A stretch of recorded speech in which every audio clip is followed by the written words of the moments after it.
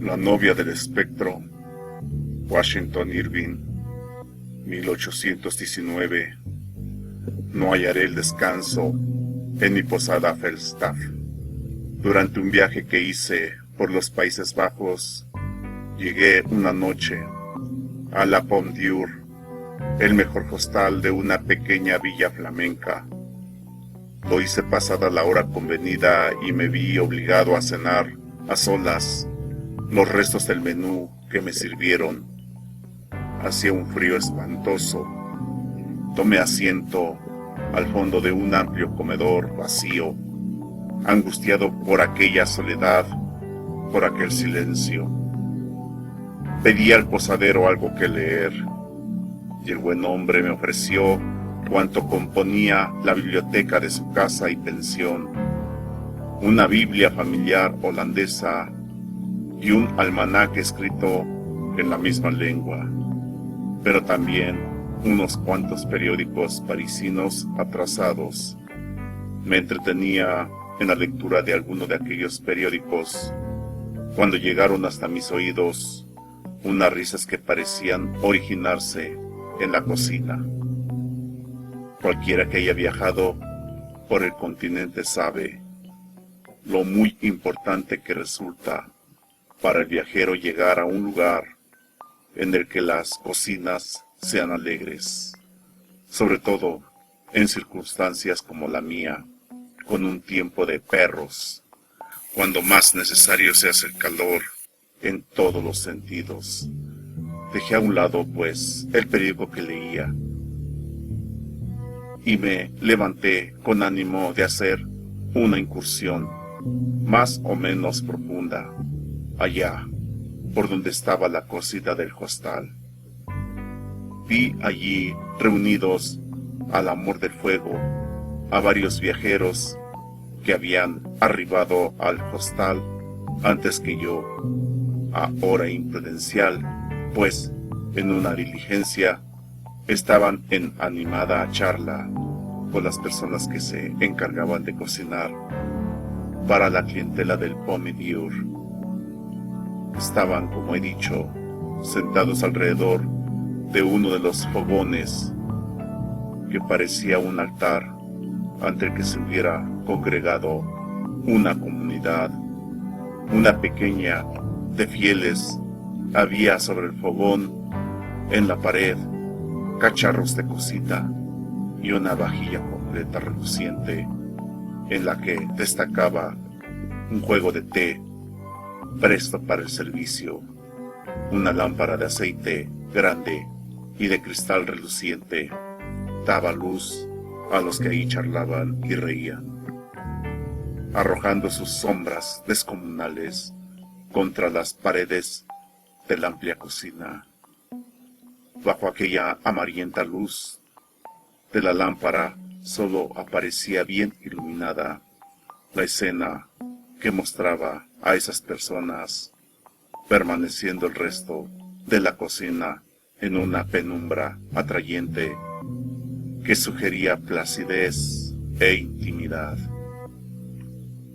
Una hermosa flamenca con largos pendientes dorados en sus orejas y con un pequeño corazón igualmente dorado pendiente de su cuello por una cadenita, parecía la sacerdotisa que oficiaba el rito de la reunión ante aquel fogón como un altar en la cocina del hostal.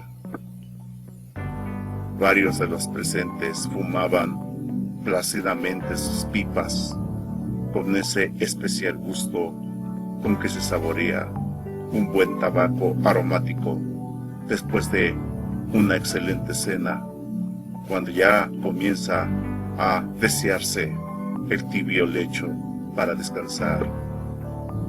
Ya he dicho que se contaba anécdotas, y justo entre cuando uno de aquellos hombres concluía la suya y empezaba un francés a referir otra. Era el francés, un hombre de cara larga y magra, pero jovial, con enormes patillas y comenzó a contar historias galantes, de las que, cómo no, había sido protagonista entre el regocijo de las muchachas flamencas de la cocina y las risas admiradas de los demás hombres ahí reunidos. Lo propio, en fin, de esos templos de la liberalidad y de la honesta diversión que son las cocinas de los hostales cuando llega la noche.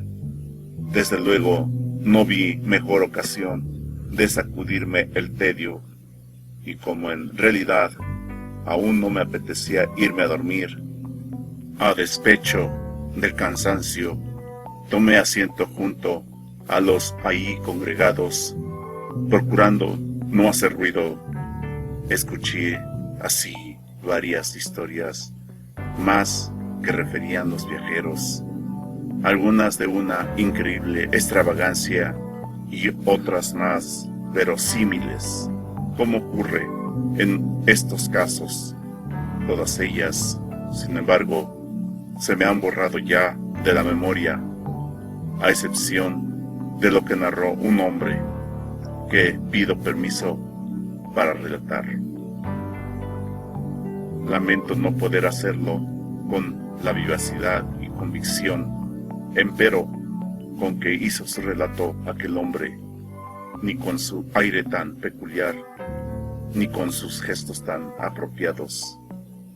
Era un viejo suizo, corpulento, que tenía la pinta del que ha viajado mucho. Vestía decorosamente, muy pulcro y hasta elegante, con su chaqueta verde de buen paño. Era muy corpulento, como ya he dicho, a pesar de su edad, proyecta y gesticulante, con la mandíbula poderosa, de nariz aquilina, de ojos grandes y chispeantes. Rubios aún sus cabellos, a pesar de las canas que lucía, que le caían crecidos sobre el cuello de un abrigo largo de terciopelo e igualmente verde.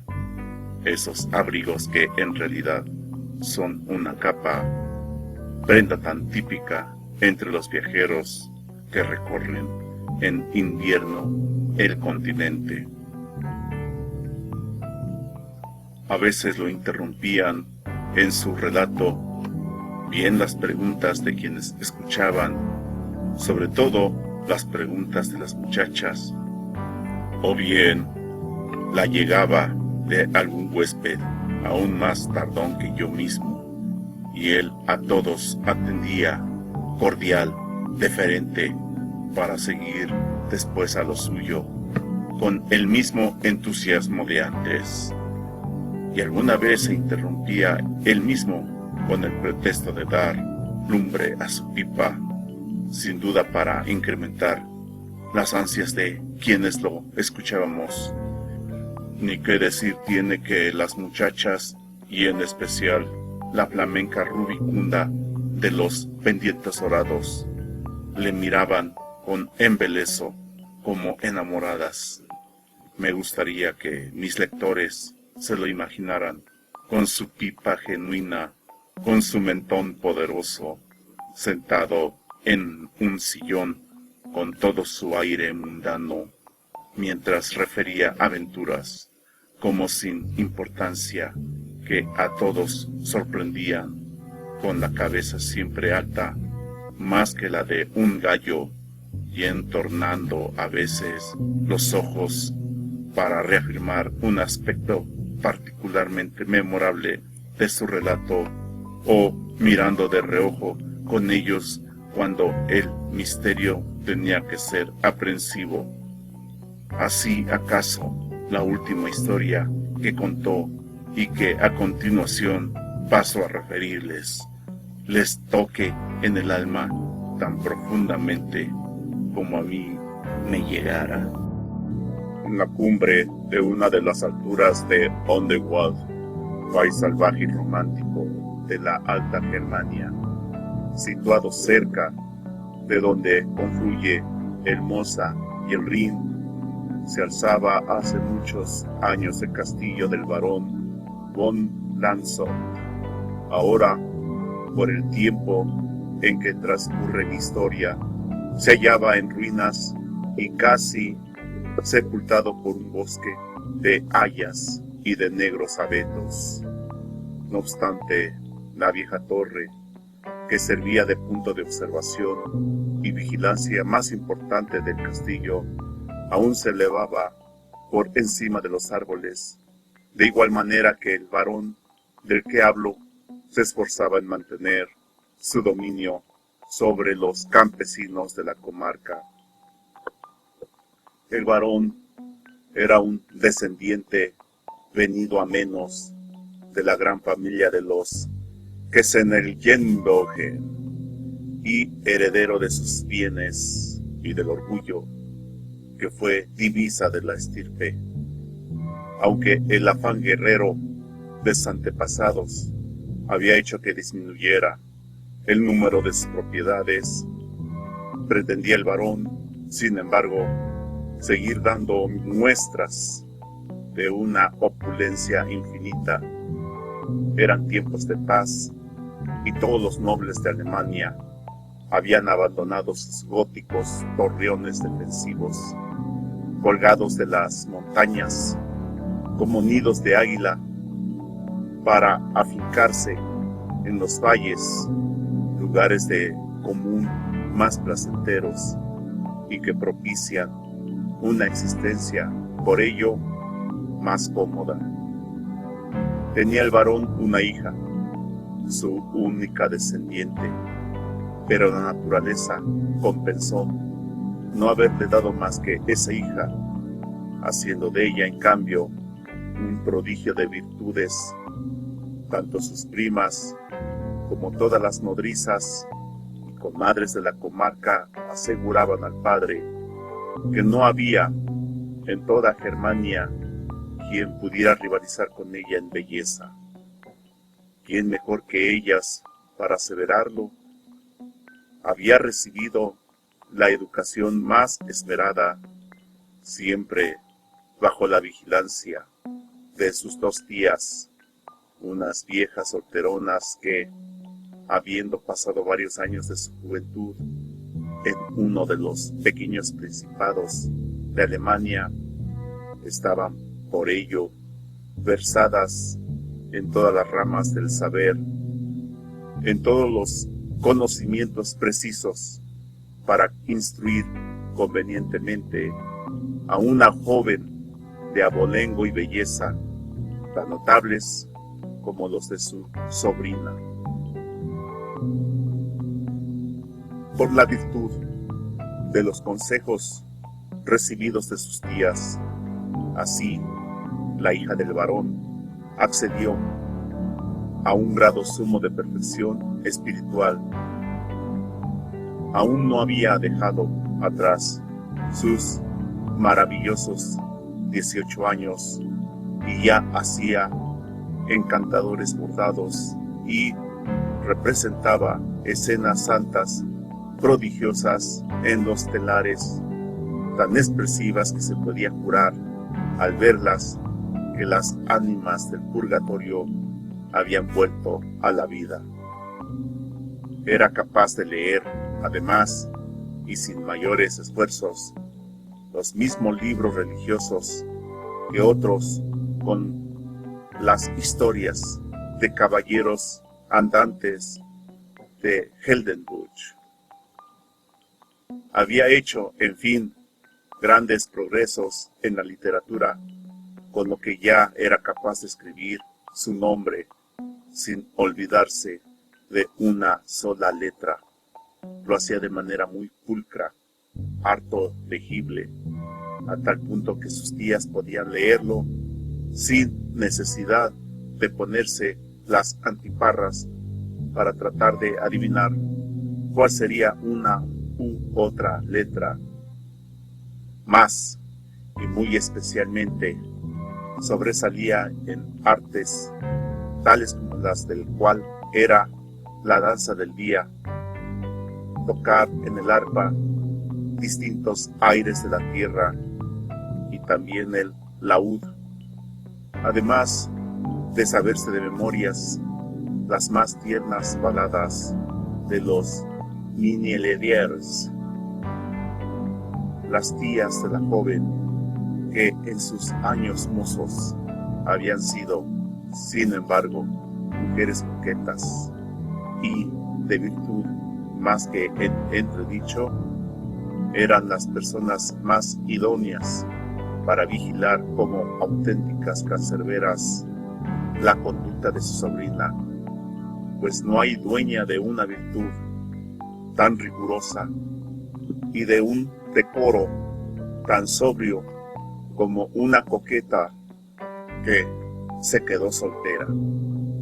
Raramente consentía que la bella se alejara de su vista y pocas veces le permitían salir de las estancias del castillo sin que cayera sobre sus espaldas su mirada. Sin cesar leían en voz alta para que la oyese bien la muchacha tratados sobre las conveniencias sociales y la obediencia pasiva, y en lo que a los hombres respecta, caramba, le decía que jamás habría de consentir en mirarlos, salvo si se hallaba a gran distancia de ellos, y en cualquier caso con tanta desconfianza y prevención que, sin una autorización especial de ellas mismas, no se hubiera atrevido la pobre jamás a recrearse la vista en la contemplación del más bello doncel del mundo. Eso pues, mirar a un hombre, no, nunca, jamás, tal atrevimiento estaba segura le hubiera supuesto morir de inmediato a sus pies. Pronto dieron sus frutos los rigores de aquella educación. La joven dama era un perfecto ejemplo de discreción, mientras las demás muchachas de su edad, cual flores mundanas que cada mano puede acariciar y tirar después, marchitaban el brillo de su hermosura encantadora en los torbellinos del mundo y la vida.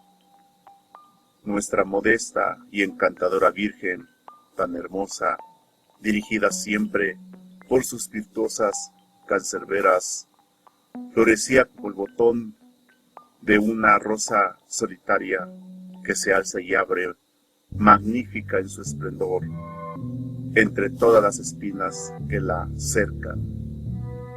Sus tías, ni qué decirlo, la contemplaban más orgullosas de sí mismas que de su sobrina, y se decían que aunque todas las demás jóvenes se alejaran del recto camino, gracias al cielo, semejante baldón nunca caería sobre la hermosa heredera de los Quetzaltenango. Sin embargo, aunque el varón de Langeshort no tenía más que aquella hija única, no por eso era menos numerosa su familia, pues había querido darle la providencia toda una legión de parientes sin fortuna que, cual es de común en todos aquellos parientes cuyo afecto conviene poco, mostraban una clara disposición y hasta un cariño enorme hacia el varón, al que se sentían muy apegados y aprovechaban cualquier circunstancia para dejarse caer como un enjambre sobre el castillo para darle muestras de su amor. Cada fiesta familiar era celebrada por estas buenas gentes a costa del varón, y cuando ya habían comido y bebido hasta reventar, declaraban enternecidos que nada había sobre la faz de la tierra y aún en los cielos como las deliciosas reuniones de familia que tanto les alegraban los corazones. El varón, a pesar de ser un hombre más bien bajo, tenía un alma elevada, cabe decirlo así. Más aún, se tenía por el más grande hombre del pequeño mundo en que vivía. Tamaña convicción acerca de su superioridad sobre los demás le colmaba de dicha. Por eso disfrutaba narrando larguísimas historias sobre las virtudes y el valor de sus antepasados, cuyos antañones retratos en las paredes del castillo parecían hacer guiños y muecas de burla las más de las veces a quienes lo contemplaban. Y nadie le escuchaba con mayor benevolencia que quienes se sentaban invitados a su mesa. Era además hombre muy dado a lo maravilloso y creía a pies juntillas en todos esos cuentos fantásticos y hasta sobrenaturales que de común se refieren a las montañas y en los valles de Germania. La credulidad de sus huéspedes, sin embargo, era aún más grande y sincera que la suya. Oían cada historia con los ojos muy abiertos, tanto más que la boca, y nunca dejaban de admirarse de lo que escuchaban, aunque fuese la 100ª vez que se los repetían. Así de a gusto vivía el varón de Lensshot, oráculo de su mesa, monarca absoluto de su pequeño imperio. Dichoso y feliz, sobre todo, creyéndose el hombre más sabio de su siglo. Por el tiempo a que se refiere mi relato, se celebró en el castillo una gran reunión de familia para tratar de un asunto de la mayor importancia: buscar un marido conveniente a la hija del varón. A tales efectos habíase celebrado una reunión entre el varón de Lensshot y un viejo y noble caballero de Baviera para negociar acerca de la unión de las casas de ambos mediante el matrimonio de sus hijos. Incluso se habían iniciado ya los preparativos del casamiento con toda la escrupulosidad que la empresa requería, aunque aún no se hubieran visto ni hablado los futuros contrayentes. Se designó hasta el día para la ceremonia, por lo que se cursó recado urgente al joven conde von Attenburg, el futuro esposo, que servía en los ejércitos imperiales, a fin de que se pusiera en camino para recibir la blanca y pura mano de la hija del varón. Desde Würzburg, donde había hecho noche, llegaron al castillo cartas suyas anunciando en una el día y en la otra la hora aproximada en que llegaría. Todo el castillo se dispuso a darle la bienvenida adecuada. La novia se había vestido para la ocasión con especial cuidado. Sus tías habían vigilado con minuciosidad máxima su tocado, escogiendo cada adorno del vestido, no sin discutirlo largo rato, cosa que aprovechó la joven, dicho sea de paso, para seguir su propio gusto, que por ventura era muy delicado. Cabe decir que estaba todo lo hermosa que podía desear un esposo, pues además la emoción de la espera hacía que le brillasen los ojos y que lucieran sus encantos todos con un fulgor nuevo. El rubor que cubría su cara, las palpitaciones de su seno tibia y dulcemente agitado, sus ojos de tanto en tanto ensoñecidos, todo, en fin, proclamaba el tumulto de emociones que se había despertado en su joven y tierno corazón. Sus tías, siempre a su lado, le daban graves consejos sobre las maneras que debía observar, sobre las cosas que debía decir, para dar al futuro esposo el recibimiento más honesto. El varón no era ajeno a todo aquellas expectativas, aunque nada tenía que hacer, pues ya se encargaban los demás de todo. Su naturaleza de hombre inquieto le hacía ir y venir de aquí para allá, entre criados y amas, exhortándoles a trabajar duramente. Aunque no se concedieran un breve descanso, de forma tal que se les oía zumbar en las habitaciones y en los patios, como esas moscas inclementes e inoportunas que no hacen otra cosa que incomodarnos en los días del verano.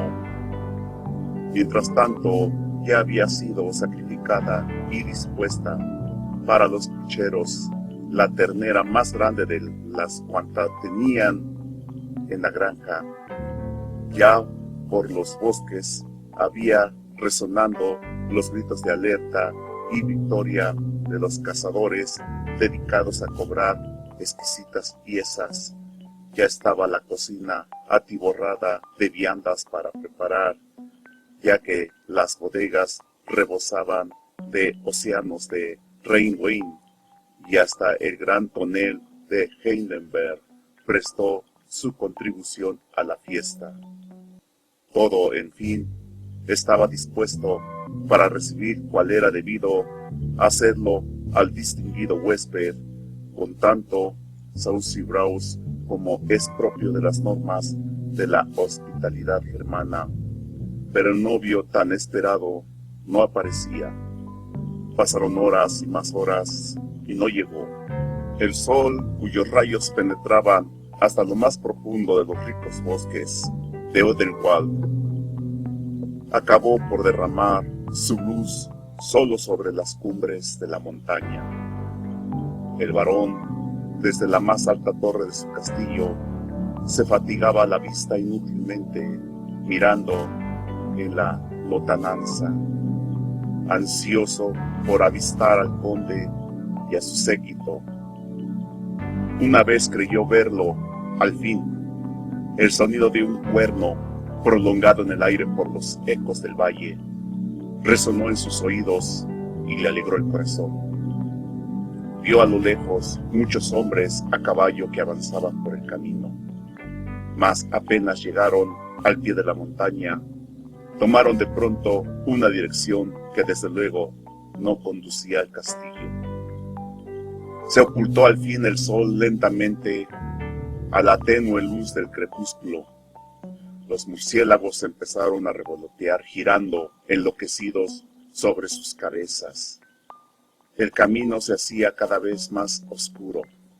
Ya no se veía ni oía a nadie, solo, de vez en vez, a cualquier labriego fatigado por la dura jornada que caminaba pesadamente hacia su choza. Todos los que estaban en el castillo del varón mostraban una perplejidad absoluta, cuando no gran inquietud. Mientras en otro lugar de Odenwald acontecía en el mismo momento una escena al menos curiosa. El joven conde von Altenburg marchaba tranquilamente, iba al trote corto, sin prisa, con esa satisfacción propia de un hombre que en breve tomará por esposa a una bella y joven dama. Cuando ya sus amistades lo han liberado de todas las trabas y han disipado todas sus incertidumbres propias, por los demás, de quien se ve obligado a hacer la corte, estaba seguro el conde de que su futura esposa le esperaba para ofrecerle una magnífica mesa con la que regalarse tras el largo camino, mas ocurrió que se había encontrado en Würzburg con un compañero de armas con el que había servido algún tiempo atrás en la frontera. Hermann von Starkenpost era uno de los guerreros más fornidos, intrépidos y temibles de la caballería alemana. Volvía ahora, ya licenciado, al castillo de su padre, no muy alejado de Landshut, aunque hay que mencionar que una antigua querella mantenía aún por aquel tiempo la enemistad de las dos familias, a la que sin embargo eran ajenos el conde y el caballero. En la alegría que a los dos embargó por su encuentro, ambos se contaron sus últimas aventuras y avatares. El conde naturalmente le dijo que iba a contraer matrimonio con una dama a la que jamás había visto, pero de la que tenía las mejores nuevas, incluso las referencias más maravillosas. Como iban en la misma dirección, convinieron en hacer juntos el resto del viaje, a fin de hacerlo aún con mayor comodidad. Abandonaron Würzburg a hora muy temprana de la mañana, ordenando el conde a su séquito que saliera más tarde para darles alcance y reunirse de nuevo. Con el relato de sus aventuras, entre las que no faltaban tales o cuales combates, fueron haciéndose más rato el viaje, de común tedioso. El conde, por lo demás, en ocasiones se excedía al hablar de aquella prometida a la que jamás había visto, diciendo por ejemplo que era la mujer más hermosa del mundo y otras y muy felices cosas por el estilo, sin que se hiciera apenas un silencio entre ellos. Se adentraron, pues, en las montañas de Onderwald y atravesaron uno de los desfiladeros más oscuros y peligrosos del viaje. Es bien sabido que los bosques de Germania albergaban por aquel tiempo muchos bandidos, casi tantos como castillos llenos de fantasmas había. Y en la época en que transcurre esta verídica narración, eran muchos los desertores de la milicia a los que no les había quedado otro remedio, a fin de evitar la muerte, que echarse a los caminos organizados en bandas de salteadores.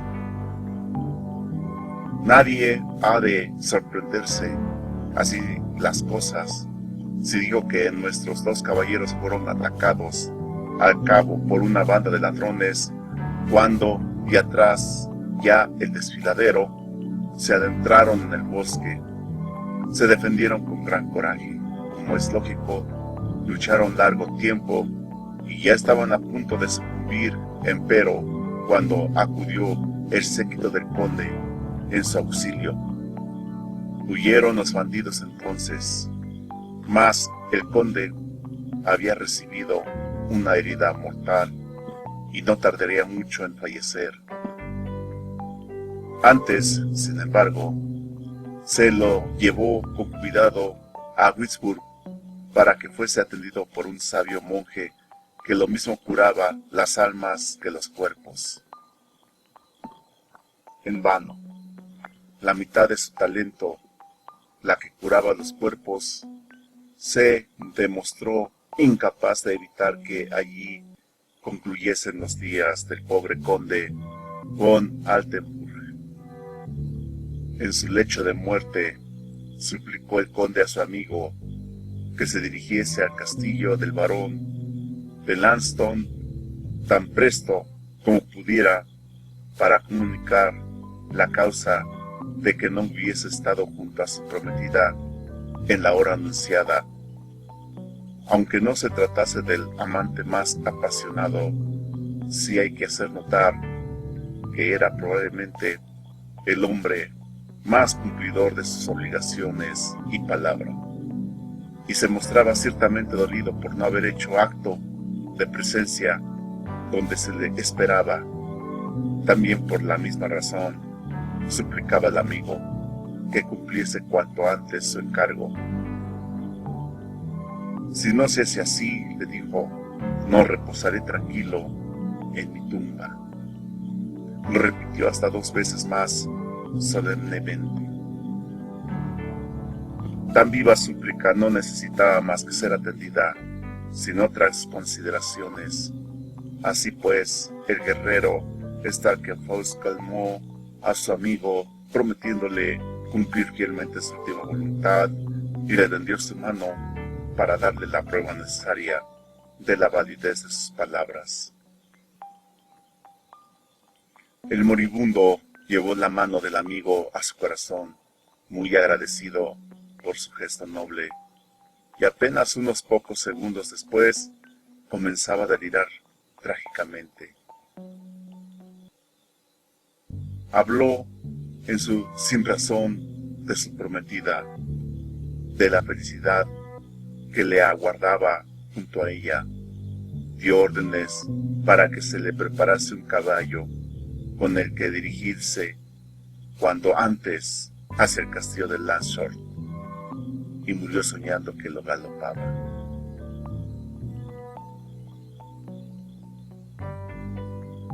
Starkenfors exhaló entonces un suspiro y se echó a llorar, lamentándose de tan trágica como prematura muerte.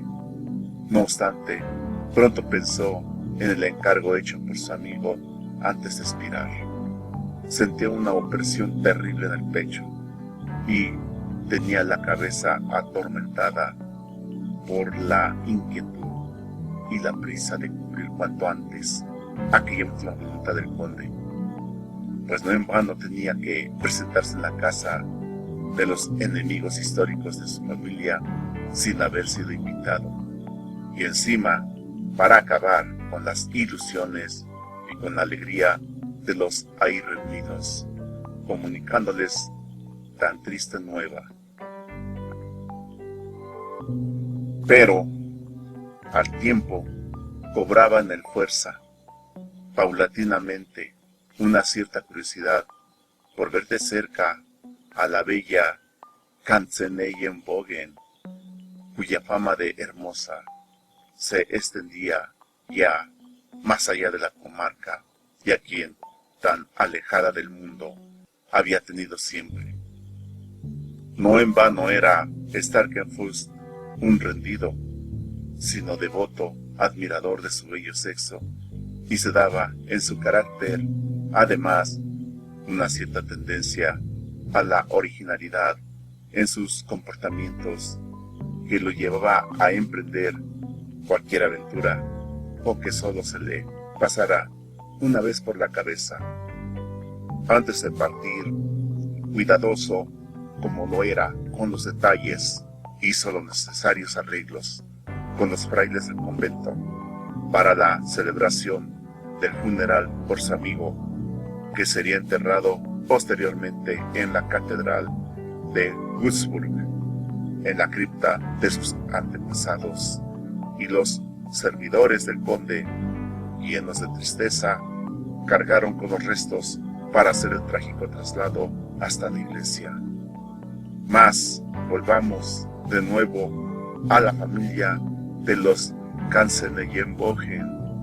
Esperaban todos impacientemente al novio, y no menos impacientemente que se sirviera la comida, y volvamos al varón, al que dejamos en su torre vigía.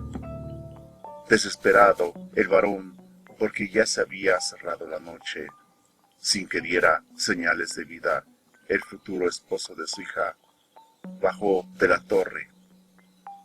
El banquete, que se había retrasado ya más de lo necesario, no se podía demorar por más tiempo, pues comenzaba a secarse algunas de las viandas preparadas. El jefe de los cocineros, muy apurado y nervioso, pero no solo él, sino la servidumbre toda, y los pinches de la cocina, y naturalmente los parientes, todos, en fin, mostraban un hambre semejante al que pueda tener todo un batallón de soldados tras días y días sin probar bocado. Muy a su pesar, no le quedó al varón más remedio que dar su consentimiento para que todos ellos recibieran la ración pertinente, aunque aún no hubiera hecho acto de presencia el invitado de honor. Todos tomaron asiento al fin ante su plato. Ya iban a dar cuenta del banquete cuando se dejó sentir a poca distancia la llamada de un cuerno, lo que inequívocamente anunciaba la presencia inminente de un viajero. Sonaron más toques, prolongados por los ecos de los patios del castillo, que fueron respondidos por los cuernos de la guardia para dar cuenta de que se le franqueaba el paso al que llegaba. El varón salió apresuradamente a dar la bienvenida a quien creía su futuro yerno. Ya habían bajado los guardias el puente levadizo. Ya se encontraba el viajero ante la reja de la puerta. Era un caballero alto y muy fuerte, a lomos de un poderoso caballo negro. Llegaba muy pálido, pero tenía brillantes los ojos. Una muy honda melancolía parecía haber impresionado su semblante y le daba un aspecto más que notable de héroe romántico. El varón se lamentó de verle llegar solo y sin equipaje. Por un momento se sintió herido en su dignidad, pues aquel a quien tenía por el prometido de su hija se presentaba con tales y tan lamentables trazas ante la familia, de rancio abolengo y gran distinción a lo que iba a unirse. En suma, se dijo que su futuro yerno era un tanto descortés. No importaba lo muy duro que le hubiera resultado el viaje. Así y todo, se calmó pronto el varón, diciendo para sus adentros que a un buen seguro había procedido así debido a la ansiedad que tenía por conocer a su hija, lo que le llevó a ponerse en camino sin aguardar a su servidumbre y sin acicalarse siquiera. Lo siento, dijo el recién llegado, no quería llegar a vuestra casa a hora tan intempestiva. El varón lo interrumpió entonces con un auténtico chaparrón de cumplidos que se acompañaba de miles de salutaciones cordiales, ya que, olvidada su desazón y sus resentimientos anteriores, el caballero se había expresado de manera tan elocuente y diplomática.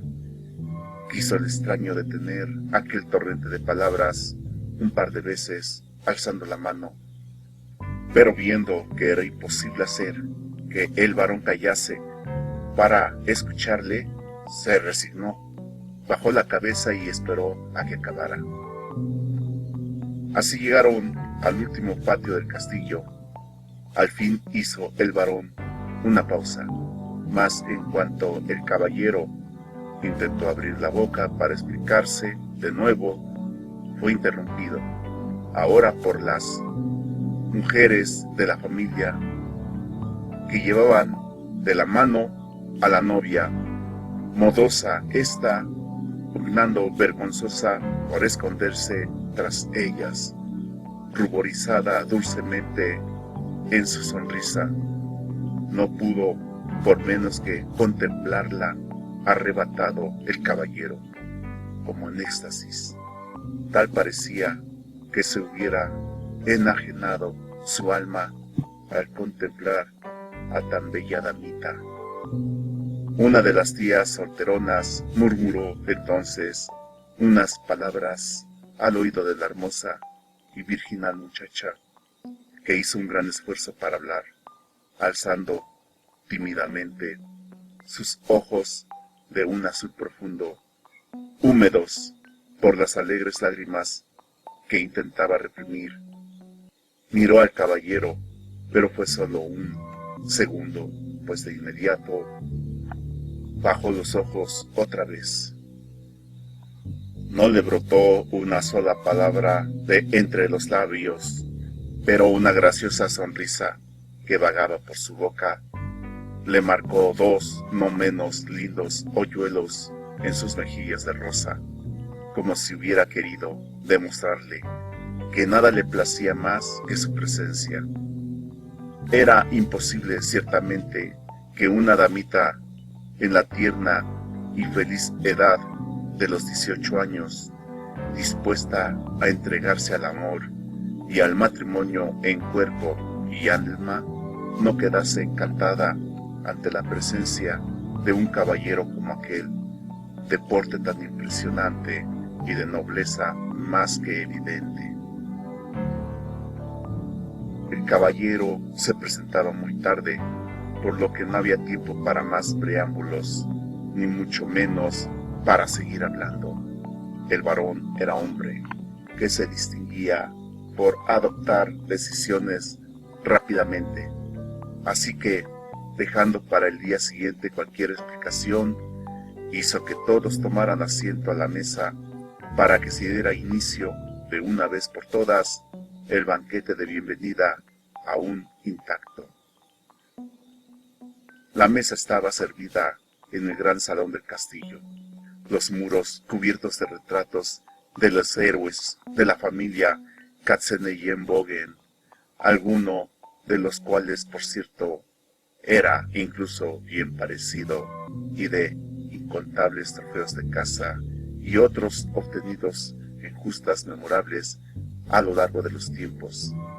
Había también en ta severa decoración petos y cotas destrozados, lanzas rotas, pendones desgarrados, estandartes pisoteados por los caballos, salpicado todo ello con los despojos de los animales cazados, la quijada de algún lobo, los colmillos de un jabalí, algunos de aspecto tan amenazador como las ballestas y las flechas junto a las que estaban exhibidos. Al lado de mazas, hachas y espadas cruzadas, aquel a quien tenían por el novio prestó poca atención, sin embargo, a la sociedad que lo rodeaba y al mismísimo festín que se le ofrecía con ser extraordinario. Por el contrario, no hacía más que mirar a la hermosa novia. Hablaba tan bajo que los convidados no podían oírle, pues téngase en cuenta que los enamorados apenas tienen voz de tan arrebatados. El amor murmura suave y dulcemente su lenguaje. Solo esperaba el caballero una palabra de la novia, pues qué amante es tan poco sutil como para no estremecerse de gozo con el más leve sonido de la voz de su amada. Aquella ternura y aquella gravedad que se daban en el recién llegado, la exquisitez de sus modales en contraste con su aspecto fiero, impresionaron profundamente a la virginal damita, que le prestaba una atención máxima mientras cambiaba del suave arrebol al rubor intenso. De vez en vez balbucea una respuesta, y cuando los ojos del caballero dejaban de mirarla, le lanzaba a ella una mirada de reojo y a hurtadillas para saciarse con su romántica apostura. Naturalmente, exhalaba entonces un suspiro encantador. Era más que evidente que ambos habían sucumbido ya a la más ardorosa pasión. Las tías solteronas de la damita, harto versadas ellas en los secretos del corazón, se decían por lo bajo que ambos se habían enamorado nada más de verse, cosa de la que se congratulaban. Así transcurrió el festín, pues entre el beneplácito de los invitados más acabó un poco salvajemente, pues ida la morigeración primera, los parientes del varón dieron cuenta de las viandas con ese apetito depredador que es propio de quien anda de común con la bolsa vacía y encima respirando de continuo el sano aire de las montañas. Como no podía ser de otra forma, narró el varón lo más granado de sus historias y anecdotarios, pero hay que decir que pocas veces lo había hecho tan bien como entonces. Si en una de sus narraciones había algún acontecimiento maravilloso, si decía alguna jocosidad, sabían cuándo reírse en el momento oportuno.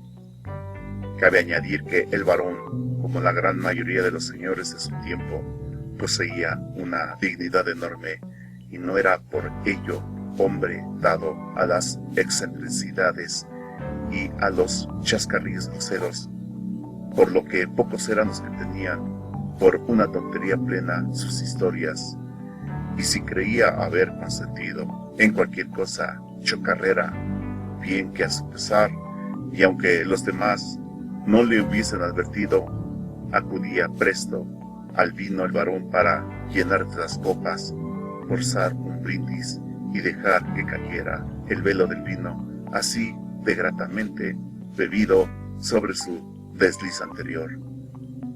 Naturalmente, una gracia, por muy absurda e involuntaria que sea, siempre es bien recibida cuando el dueño de la casa la acompaña con una invitación a beber un caldo excelente. Entre los invitados, por lo demás, los espíritus más pobres y mezquinos de la parentela del varón aprovechaban el contento general para decir cosas que en otra ocasión jamás se hubieran atrevido a proclamar. Susurraban al oído de las mujeres mil cuentos festivos, algunos incluso procaces, que atacaban de risa convulsa a quienes lo oían, y a quienes los contaban, claro. Un primo carnal del varón, por ejemplo, un hombre muy pobre, pero que no por ello era malhumorado y sombrío, sino todo lo contrario, un hombre sanote y de cara muy colorada, se puso a aullar en un momento dado, más que a cantar, varias de esas cancioncillas populares que las lúdicas tías solteronas de la novia oyeron a través de abanicos abiertos con el que se tapaban la cara. En medio de tan tumultuosa como alegre reunión, el recién llegado, empero, mantenía una extraña gravedad que contrastaba, no obstante, su delicada educación, de la que hacía gala en todo momento, con la algarabía reinante a su alrededor. A medida que avanzaba la noche, sin embargo, se le vio más triste y pensativo, y cosa aún más sorprendente, las historias del varón, en vez de divertirle, como a los demás, le hacían sentirse más melancólico y evocador. A veces parecía sumido en una honda meditación, otras un vistazo huraño, inquieto y furtivo, que, echase a los demás, denotaba la turbación en que se debatían sus pensamientos y el sentir de su alma. No obstante, conversaba con la novia, mas eran sus palabras con ella tan animadas como misteriosas. Aquel misterio que había en alguna de las cosas que decía el caballero hizo que la frente antes serena de la doncella comenzara a oscurecerse con nubes negras de pena. Su corazón comenzaba a palpitar sobresaltado, no por el entusiasmo del amor, sino por el temor de una pena muy grande. Aquello, naturalmente, no pudo escapar a la atención de varios de los allí presentes.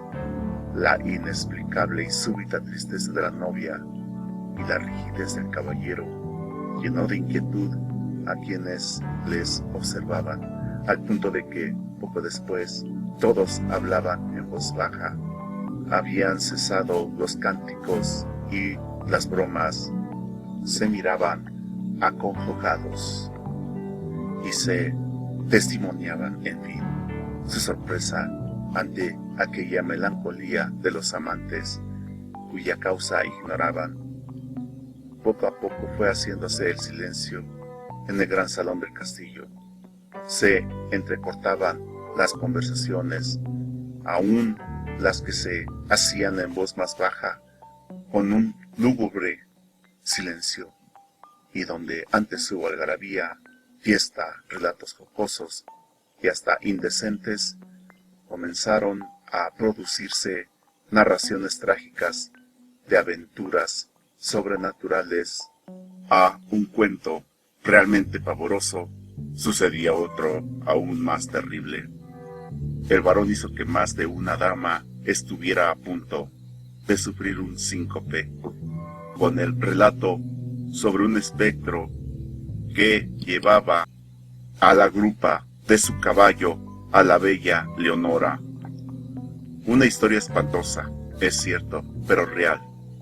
Una historia que después de sucedida apareció en versos magníficos que en el presente admira el mundo entero.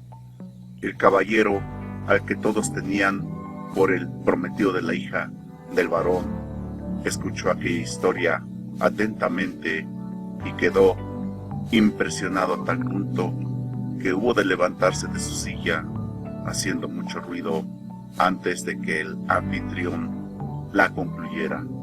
Al hacerlo, destacó sobremanera su gran estatura.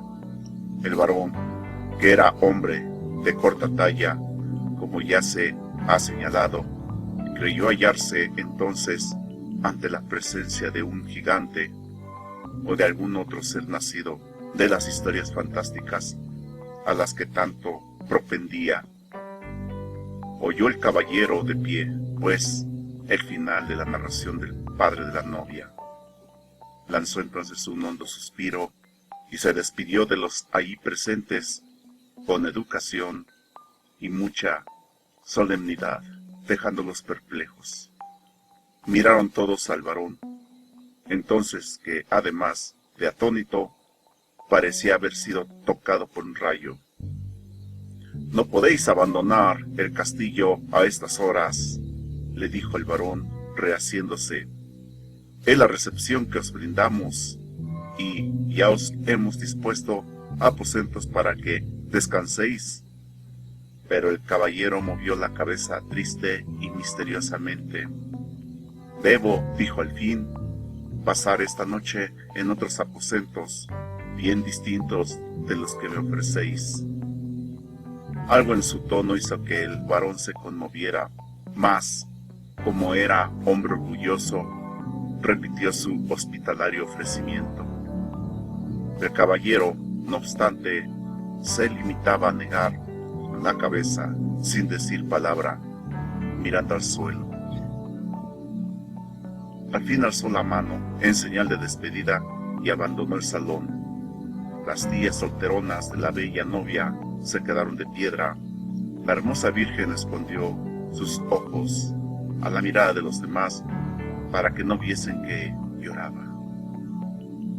El varón, no obstante, y por hacer que prevaleciera su dignidad, se levantó para ir tras el caballero, alcanzándole cuando llegaba al patio, donde su poderoso caballo negro golpeaba impacientemente el suelo de piedra con sus cascos.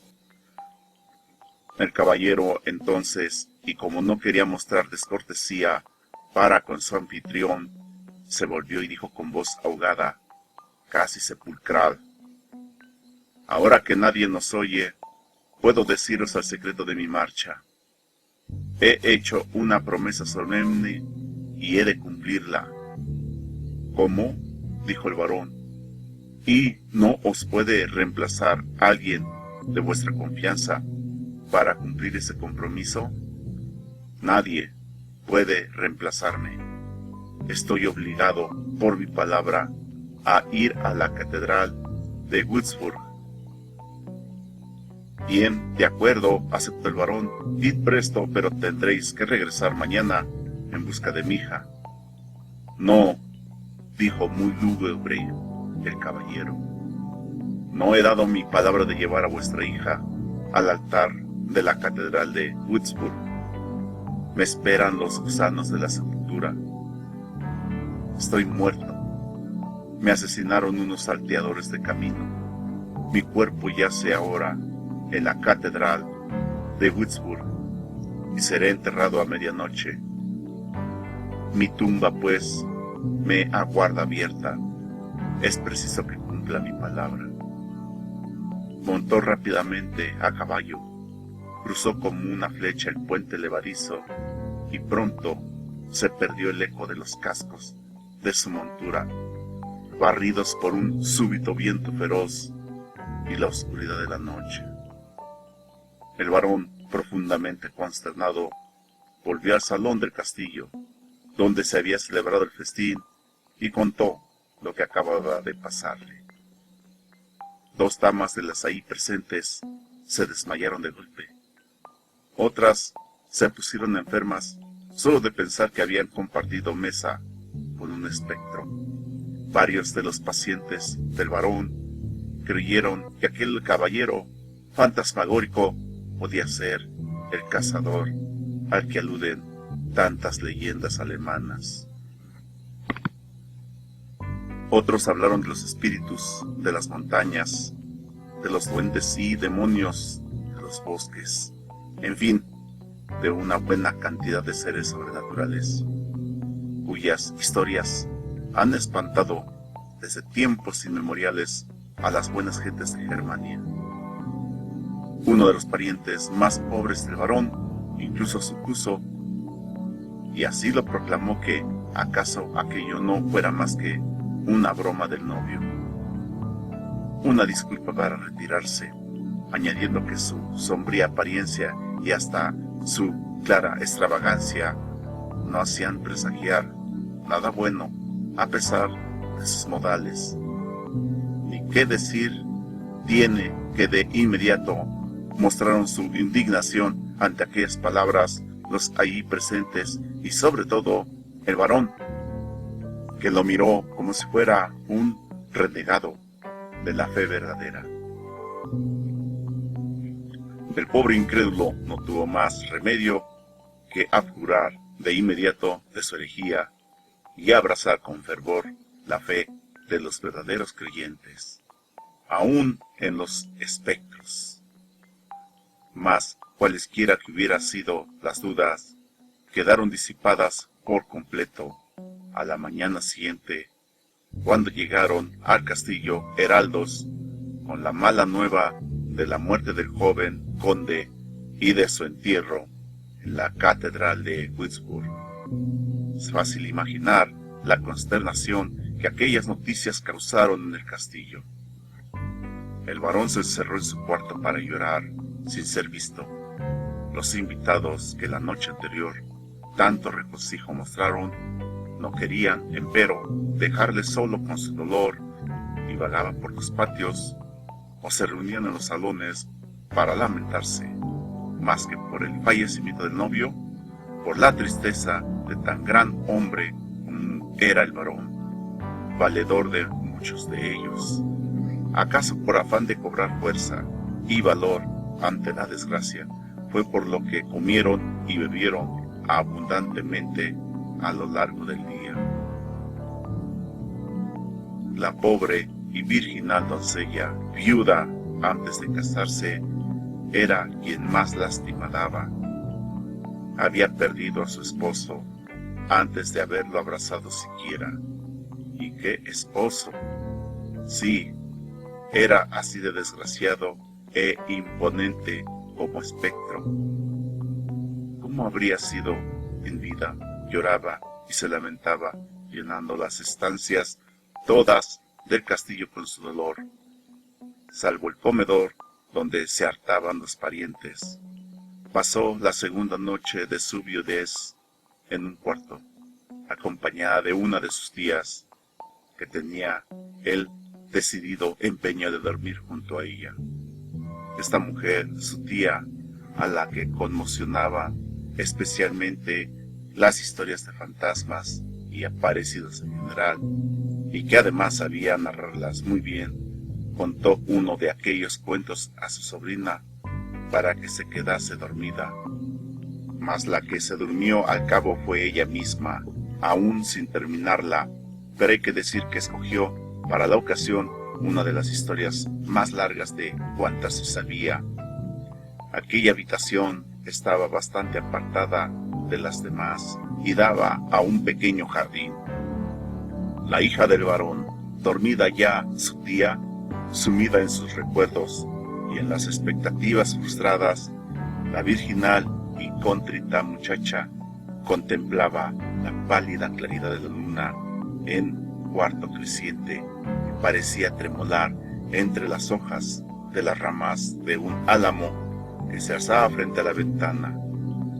El reloj del castillo había dado ya las 12 cuando se dejó sentir en el jardín una dulce música de laúd, muy melodiosa y grata. La joven se tiró de inmediato del lecho y acudió para asomarse a la ventana. Oculto entre las sombras de los árboles, apenas se divisaba un fantasma, mas la luna le prestó su luz para que pudiera verlo. Era el espectro de su novio, más que de la visión espectral. Se asustó entonces la doncella por el grito de terror que escuchó justo atrás de ella. Su tía, a la que había despertado aquella música, también acudió a la ventana, gritó al contemplar al fantasma y se desmayó. Cuando recuperó el sentido, la visión ya se había esfumado. De las dos, fue la tía quien requirió más atenciones, pues el terror experimentado ante aquello acabó por trastornarla durante un tiempo. La muchacha, por el contrario, hasta en el espectro de su novio encontraba dulzura y encantamiento placentero. A fin de cuentas, siempre que se le aparecía, conservaba su apostura y su belleza varonil, y aunque el fantasma de un hombre sea cosa poca, propicia para satisfacer los más ardientes deseos de una joven dama enferma de amor, pues no es un fantasma en el fondo y otra cosa que una sombra leve y fugaz. Solo verlo le daba el necesario consuelo. La tía había declarado que jamás volvería a dormir en aquella habitación e intentó que tampoco su sobrina lo hiciera, pero en esta ocasión la joven fue tenaz en su porfia y se negó a dormir en otros aposentos del castillo. Quería, como es lógico pensarlo, dormir sola en su habitación para recibir tranquilamente la visita del espectro de su novio. Antes, empero, rogó a su tía que no contara la historia del fantasma, si no quería arrebatarle el único placer melancólico que le quedaba sobre la tierra, cuál lo era el de dormir en una habitación guardada durante la noche por la sombra expectante de su amado. No sé cuánto tiempo hubiera podido mantener la tía solterona su secreto, pues era dada a hablar apasionadamente de prodigios y contar aquello, lo que podía haber supuesto un auténtico triunfo. Seguro que ninguna otra solterona en toda la comarca tenía una historia tan pavorosa como la suya.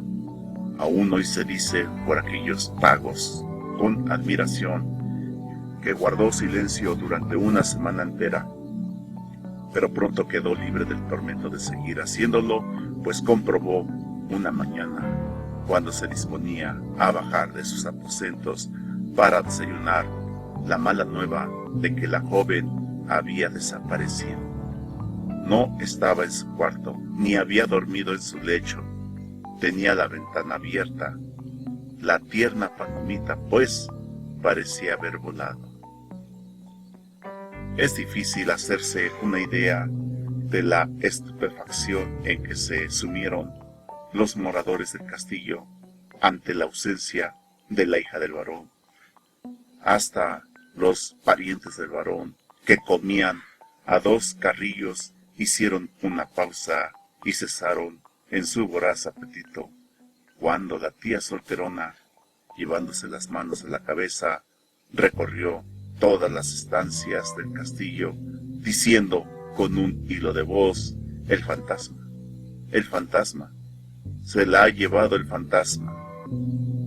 Con muy pocas y acongojadas palabras, refirió entonces la pavorosa escena del jardín, de la que ella misma había sido testigo, y repetía una y otra vez que el espectro había raptado a su sobrina, opinión secundada por 2 jóvenes criadas, además que aseguraron haber oído trotar a un caballo hacia la medianoche. No cupieron dudas a los ahí presentes de que era el vidrioso corcel negro del caballero, que así se había llevado a su tumba a la virginal doncella. Tan cruel acontecimiento consternó pronto a los moradores de la región toda, aunque tales sucesos, según lo atestiguan las historias que por ahí se refieren, son tristemente habituales en Alemania. Mas cuán lamentable era el estado del varón, cuán dura la puñalada que había atravesado su corazón de padre y miembro de la más digna estirpe de los Katzenelnbogen. Una de dos: o su hija había sido arrastrada a la tumba, o tenía por yerno a un espectro. Y hasta podía darse la circunstancia, se decía lloroso, de que tuviera por nietos a una banda de duendecillos. El pobre hombre perdió la cabeza, por lo que todo el castillo, como suele decirse, anduvo en lo sucesivo patas arriba. Dio el varón, en su dolor, órdenes tales como la de que su guardia recorriera a caballo todos los rincones, senderos y grutas de Underworld, y él mismo llegó a ceñir su espada y a capitanear algunas partidas durante muchas y largas jornadas de infructuosa búsqueda. Bien ceñidos los estribos a sus pies para dar con la hija desaparecida. Mas en tales afanes estaba un día cuando una nueva visión lo dejó petrificado a las puertas de su castillo. Era una dama montada en un palafrén que se dirigía al castillo acompañada de un caballero. Puso a la dama su caballo al galope hasta llegar a las mismas puertas del castillo, y desmontando ahí, cayó a los pies del varón y se abrazó a sus rodillas. Era la hija a la que creía haber perdido para siempre. El caballero, claro está, el espectro del novio. Confuso, el varón miraba alternativamente a su hija y al espectro, y difícil le resultaba dar crédito a lo que sus ojos demostraban. El espectro tenía mucho mejor aspecto que cuando lo conoció, como si el reino de las sombras le sentara estupendamente. Vestía de maravilla, con lo que su imponente estampa se realzaba. Ya no estaba pálido ni parecía melancólico. Por el contrario, su apostura parecía fogosa, juvenil, y le brillaban sus grandes ojos negros de tanta alegría. Bien, digamos que muy pronto se aclaró todo aquel misterio. El caballero en cuestión no era otro que Hermann von Starkenfaust, que muy pronto pasó a referir al dueño del castillo aquella trágica aventura que viviera con el mal logrado conde von Altenburg. Confesó así que fue él quien se presentó aquella noche en el castillo, cuando todos aguardaban al novio, que como el varón no lo dejaba decir una palabra, cada vez que quiso transmitirle la mala nueva que llevaba, nada pudo contarle antes de que le fuera presentada la novia y antes que lo sentaran a la mesa, y que como al ver a la bella novia, su corazón le dio un vuelco y quedó prendido de ella al instante. Dejó que se le tomara por el pretendiente verdadero, quien ya estaba muerto, añadiendo que fueron las historias de aparecidos que contó el varón aquella noche lo que le sugirió la idea que puso en práctica, deseoso de irse de allí de una vez por todas para atender a la promesa hecha al buen amigo en su lecho de muerte. El caballero, por lo demás, había seguido visitando a la muchacha furtivamente, presentándose en el jardín como si fuera un fantasma, porque según dijo, temía no ser aceptado como quien en realidad era a causa del histórico enfrentamiento de sus familias, pues también con la de los Ketzenellenbogen, además de que con los Attenburg estaba enfrentada la suya. El caballero y la dama aseguraron que ya se habían desposado. El varón, en cualquier otra circunstancia, se hubiera mostrado inflexible y duro, pues tenía en muy alta estima los fueros de la autoridad paternal, mas adoraba a su hija. Había llorado largamente su ausencia y se regocijaba de verla aún viva, y si cabe más hermosa, aunque tuviera por esposo a un caballero de una casa enemiga, pero al menos, y gracias a los cielos, no era un espectro. Es preciso señalar, sin embargo, que la añagaza del caballero, haciéndose pasar por muerto, no se avenía rigurosamente con sus principios de una observación absoluta de la verdad, pero algunos viejos amigos que estaban allí presentes y que habían guerreado más que ampliamente, dijeron al varón que toda estratagema es lícita tanto en el amor como en la guerra, y que el caballero von Starkenfaust tenía derecho a un privilegio especial después de haber servido en la caballería, fuerza obligada a librar encarnizados combates por aquellos tiempos. Así, dichosamente, concluyó todo, pues el varón perdonó su fuga a los amantes y el castillo vivió festejos y celebraciones varios, en los que los parientes del varón abrumaban al caballero con sus lisonjas y atenciones, pues no en vano era galante, generoso y muy rico, de muy buena casa, aunque históricamente enemiga. De las tías solteronas, digamos que se escandalizaron un poco ante todo lo acontecido y que se dolieron algo más, pues con ello resultó evidente que su rígido sistema educativo, basado en la reclusión y en la obediencia pasiva, había fracasado con su sobrina. Eso sí, de lo que más se lamentaron fue de no haber puesto una celosía bien forjada en la ventana de la habitación de la entonces doncella. Una de ellas, ya sabemos quién, se sentía mortificada, pues al cabo de su maravillosa historia del rapto de la joven a manos del espectro, al que juraba haber visto, además no era sino causa de burla de los otros. Así y todo, trataba de consolarse diciendo que su sobrina, por lo menos, había encontrado un hombre de carne y hueso con el que amar, para no verse obligada a hacerlo con una vana y fugaz sombra. Fin.